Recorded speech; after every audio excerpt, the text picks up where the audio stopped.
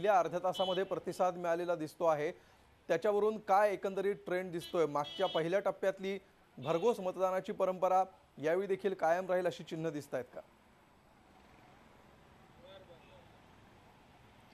अमोल, सगळ्यात आधी छोटीशी दुरुस्ती करतो। या क्षणी मी जेजुरीमध्ये आहे। आपल्याला माहिती आहे की पुणे जिल्ह्यातल्या 10 ठिकाणी 10 नगर परिषदांसाठी आज मतदान होतंय, ज्याच्यामध्ये सासवड, जेजुरी, बारामती, इंदापूर, लोणावळा, तळेगाव, शिरूर, आळंदी अशा या ठिकाणी मतदान होतंय। आणि सकाळपासून वातावरण ढगाळ असलं तरी मतदानाचा उत्साह मात्र निश्चितपणे जाणवतोय। आतापर्यंत साधारणपणे 10 ते 11% मतदान सगळीकडे झालंय। खरं तर या सगळ्या शहरांमध्ये, या छोट्या शहरांमध्ये आज मतदानाची सुट्टी आहे।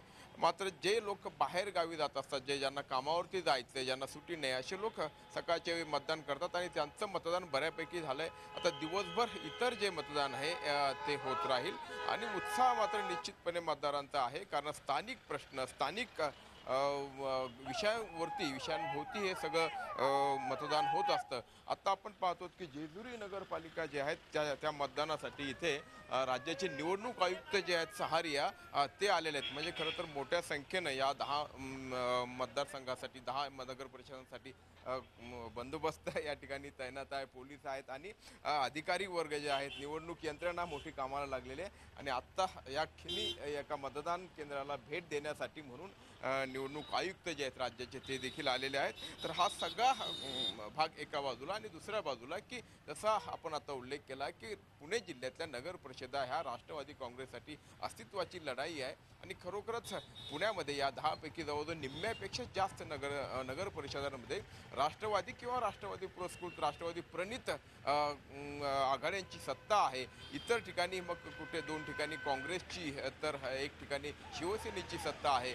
आणि याच निमित्ताने भाजप देखील या ठिकाणी कुठेतरी आपला प्रवेश करू इच्छितो आहे। पहिल्या टप्प्यामध्ये भाजपला जे यश मिळालं ती परंपरा कायम राखण्याचा भाजपचा प्रयत्न आहे आणि म्हणूनच अगदी मुख्यमंत्र्यांची सभा असू द्यात किंवा प्रदेशाध्यक्ष असू द्यात किंवा इतर नेत्यांची एक मोठी फळी या ठिकाणी आली होती, त्यांच्या अनेक सभा या ठिकाणी झाल्या आणि या सगळ्या पार्श्वभूमीवरती खास लक्ष वेधून घेत आहेत त्या म्हणजे इंदापूर आणि बारामतीच्या निवडणुका। इंदापूरमध्ये यासाठी की हर्षवर्धन पाटील जे त्या ठिकाणी अनेक वर्ष त्यांची सत्ता आहे, त्यांच्या सत्तेला सुरुंग लावण्यासाठी त्या इंदापूरमध्ये राष्ट्रवादी काँग्रेसने ताकद पणाला लावली आहे। अलीकडच्या काळात बाजार समितीच्या निवडणुकीमध्ये हर्षवर्धन पाटलांच्या पॅनलचा पराभव झाला होता। आता त्याचीच पुनरावृत्ती करण्याची योजना किंवा करण्याचा मनसुबा विरोधक बाळगून आहे। आणि जसं बारामतीमध्ये देखील आतापर्यंत राष्ट्रवादी काँग्रेसचं एक हाती वर्चस्व राहिलं होतं। गेल्या वेळी केवळ एक उमेदवार अपक्ष म्हणून त्या ठिकाणी निवडून आला होता, बाकी सगळे राष्ट्रवादी काँग्रेसचे होते। यावेळी मात्र त्या ठिकाणी भाजप प्रवेश करतोय का याबद्दल उत्सुकता आहे। त्याचप्रमाणे सासवडमध्ये तर शिवसेना आणि राष्ट्रवादी एकत्र आलेले आहेत काँग्रेसला रोखण्यासाठी। हीच परिस्थिती दौंडमध्ये देखील आहे आणि इतर ठिकाणी म्हणजे शिरूरमध्ये भाजपचं पॅनल यावेळी पहिल्यांदाच आहे, त्या ठिकाणी भाजपला प्रवेश मिळतो का? तळेगाव आणि लोणावळ्यामध्ये देखील भाजपचे आमदार जे आहेत स्थानिक बाळा भेगडे तर त्यांनी आपली ताकद पणाला लावलेली आहे।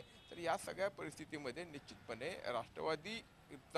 राष्ट्रवादीला आपलं अस्तित्व टिकवायचं आहे, काँग्रेसलाही आपलं ज्या ठिकाणी प्राबल्य आहे ते टिकवायचं आहे आणि त्यामध्ये कुठेतरी भाजप आणि विरोधक जे आहेत त्यांना शिरायचं आहे। अमोल, बिलकुल काँग्रेस आणि राष्ट्रवादीच्या दिग्गजांचे हे मतदारसंघ आहेत, त्यामुळे त्यांची प्रतिष्ठा पणाला लागलेली आहे। तर भारतीय जनता पक्षाने आपली पूर्ण ताकद पणाला लावलेली आहे, त्यामुळे या निवडणुकांकडे पूर्ण महाराष्ट्राचं लक्ष असणार आहे। उद्या याचे निकाल काय होतात हे समोर येईलच। तूर्त धन्यवाद अरुण या सविस्तर माहितीबद्दल। झी 24 तास रहा एक पाऊल पुढे।